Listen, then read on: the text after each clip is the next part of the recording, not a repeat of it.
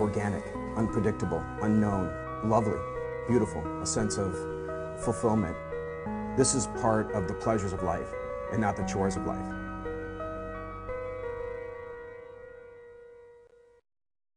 Coming up on Daily Iowan TV, a new school year comes with a new ordinance. Find out how it will affect your living situation. Plus, it's election season. See what kind of attention Iowa has been receiving from candidates. And in sports, the latest on running back Barkley Hill and a preview of the women's volleyball team and what they have in store for the fall season.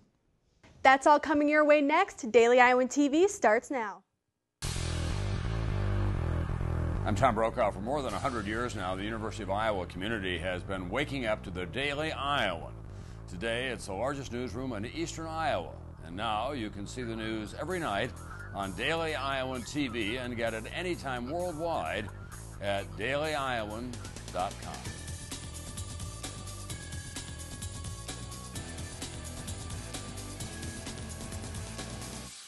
Thanks for tuning into your Sunday edition of Daily Iowan TV. I'm Lauren Moss. And I'm Allie Wright.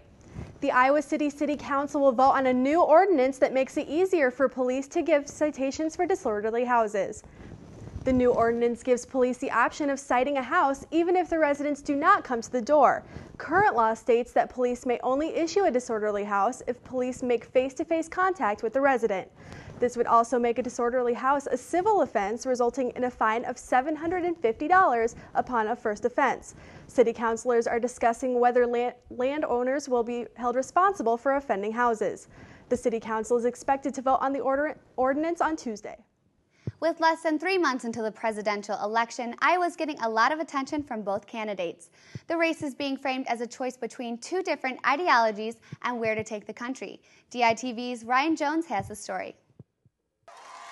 My husband and our president, President Barack Obama.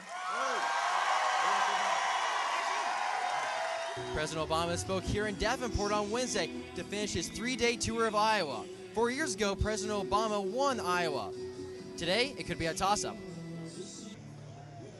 Polls have the race in Iowa at a statistical dead heat. This is leading to Iowa being flooded with campaign ads and trips to the state. All so that the candidates can convince you of their plan for the country. It's a choice that you face this November that is not just about two candidates or two political parties.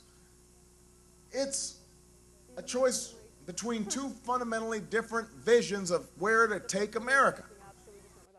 The Republican and Democratic candidates are making it clear that they stand on opposite sides on most major issues, such as gay marriage, taxes, and health care. I've proposed reforms that'll save Medicare money by getting rid of wasteful spending in the healthcare system. Reforms that will not touch your Medicare benefits. But Mitt Romney's new vice presidential pick, Paul Ryan, has a different view on things. Ryan said at a rally in New Hampshire on Saturday, quote, "Here's what the president won't tell you about his Medicare plan. The president raised $716 billion from the Medicare program to pay for the Obamacare program." And with Democrats raising over $75 million in July and Republicans with over $100 million, Iowans can expect more visits and ads to come. For Daily Iowan TV, I'm Ryan Jones. Students on the west side of campus might notice an improvement in cell phone reception. U.S. Cellular finished installing a cell phone tower atop Slater Residence Hall. The 3-month project cost the city approximately $450,000. U.S. Cellular finished the installation in late July. The tower went online on August 9th. Still to come on Daily Iowan TV, the new school year is upon us. See what new and returning students are expecting out of the semester. And trouble for 2 Iowa teams. In sports, see the drama that is unfolding before their seasons even begin. But first, it's time to check in with Jacqueline Jordan with the local weather. Jacqueline, what's the weather going to be like for the first day of school? Thanks, Allie. It looks like it should be a pretty good way to return to school. Highs in the 80s and lots of sun. For tomorrow, we start out at 56 degrees with sunny skies. It is going to warm up to about 74 in the afternoon. You can expect the sun to stay out all day long. In the evening, it is going to cool down to around 67 degrees with clear skies. Plan on a beautiful Monday evening. Looking at the rest of the week, on Tuesday, we will have a high of 81 degrees with even more sunshine. Then it is going to warm up just a bit with the highs in the upper 90s. Wednesday and Thursday, we have a very low chance of rain, only about 10%. The real chance of rain is going to come on Friday. On Friday, there is a 40% chance of rain with a high of 82. And Saturday, another low chance of rain at 30%. And that's a look at your weather. Back to you at the desk. All right, thanks, Jacqueline. Students are once again returning to the Iowa City community as classes resume at the University of Iowa. Although the responsibilities of college can be stressful, Daily Iowan TV's Brad Maxwell tells us why most students are excited to begin a new year. The winds of change gust through the heart of the University of Iowa campus. A new batch of students line the streets of Iowa City, ready for another school year to kick off. And while the majority of students are eager to get back into the swing of things, almost all students are dreading one thing in particular. The downs would absolutely be homework, tests, all that stuff. Stresses of studying and completing assignments can nearly drive students to their breaking point. But Nicholas Dehoff says he appreciates every second of his time spent at Iowa. It's gone by way too fast. It's been an amazing experience. I love the campus. I'm a resident assistant at Hillcrest, so I've worked in the halls my whole career here. As students once again journey back to the University of Iowa, dorms and classrooms aren't the only thing coming back to life. Downtown Iowa City is once again resuming its upbeat atmosphere, which students such as Julia Grover really look forward to. Just the atmosphere in Iowa City is so nice. I come from a small town and it's kind of dead, but here it's very alive. So although stressing out for midterm papers and exams may not be the fondest memory in this new chapter of life, keep in mind a few words of wisdom from a UI senior. I would say the good outweighs the bad. Easily. Senior or freshman, appreciating those exciting college moments can never be overlooked. Having fun too, it's not all about school, so. I'm Brad Maxwell, Daily Iowan TV. The On Iowa program welcomed incoming freshmen to campus this weekend.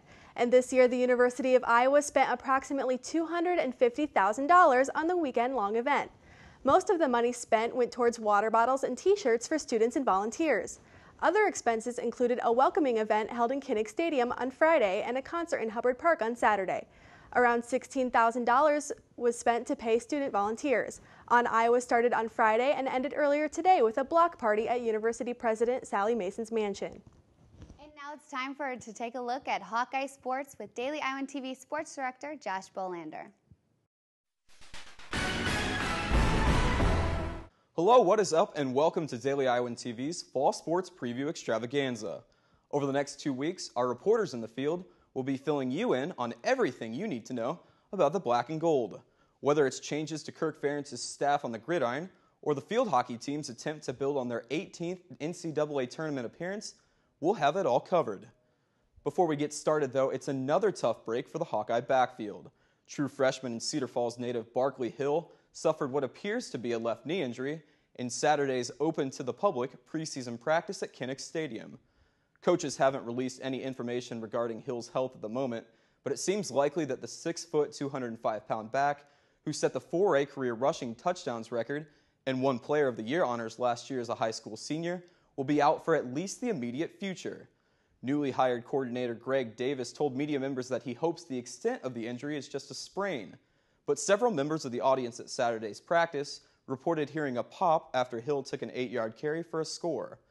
The Black and Gold have had 6 running backs leave or dismiss from the program since current New York Jets tailback Sean Green decided to forego his senior season for the NFL.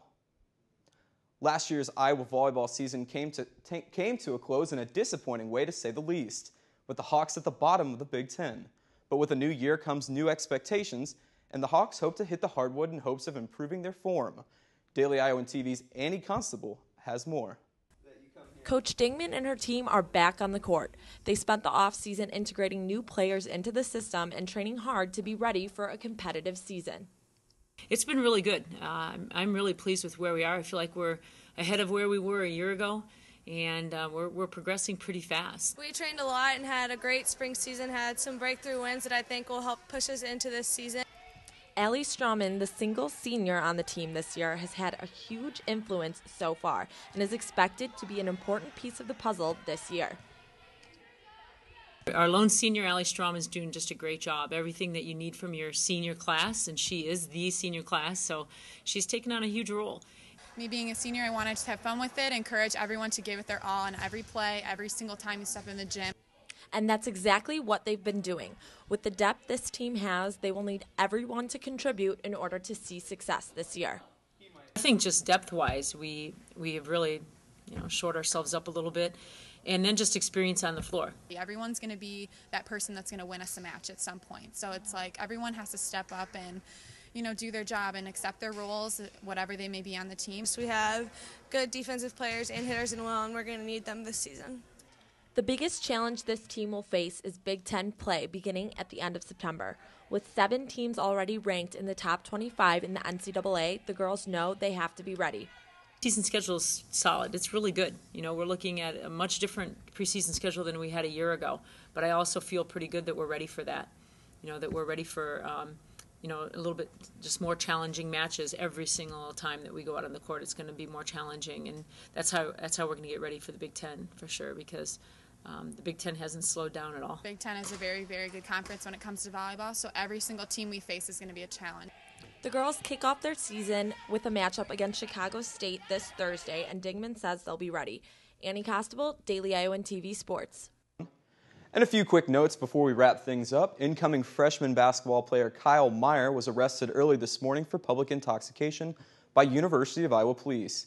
The Alpharetta, Georgia native was one of Fran McCaffrey's 5 incoming freshmen this season. On a more positive note, the University of Iowa women's soccer team dominated in their home opener, trouncing the Panthers of Eastern Illinois 5-0. The black and gold jumped on the visitors early, with senior Dana Dalrymple opening the scoring in the first 5 minutes. The Hawks went into half up 2-0 before putting the game out of reach with 3 goals in 3 minutes from Kat Lewis, Ashley Trell, and Chloe Lacoste. The Soccer Hawks are back on the pitch next Sunday at 1 p.m. when they welcome North Dakota at the Iowa Soccer Complex. That's all for us here in sports. Be sure to tune in tomorrow to catch the second installment of our fall sports preview. Back to you guys at the desk. And now let's take a look at what's happening around the world. Julian Assange, the founder of WikiLeaks, made his first public appearance since he was granted asylum at an Ecuador embassy 2 months ago to avoid extradition to Sweden. Assange urged President Obama to stop his witch hunt on the website, which released several American diplomatic and military secrets. Assange is not the only one coming out of hiding today. Syrian President Bashar al-Assad made a rare public outing today in Damascus to pray in the 3-day Eid al-Fitr holiday, ending the holy month of Ramadan. This is the first public sighting of the president since a bombing on his top security advisors in July. The holiday did not stop thousands around the country from marching against Assad in mosques and cemeteries. Another NATO troop was killed today in southern Afghanistan, the latest of the so-called green on blue attacks. The attackers, dressed in Afghan police uniforms, has waged 32 such attacks this year. The killing brings the total deaths to 40 today. And only with Daily Iowan TV can you get a sneak peek into Monday's print edition of the Daily Iowan. Read about how lawmakers are combating the sale and use of synthetic drugs. Plus, see who's funding the university's On Iowa program for incoming freshmen. And that's your latest edition of Daily Iowan TV. Be sure to check us out tomorrow or anytime online at dailyiowan.com. Thanks for watching and have a great night.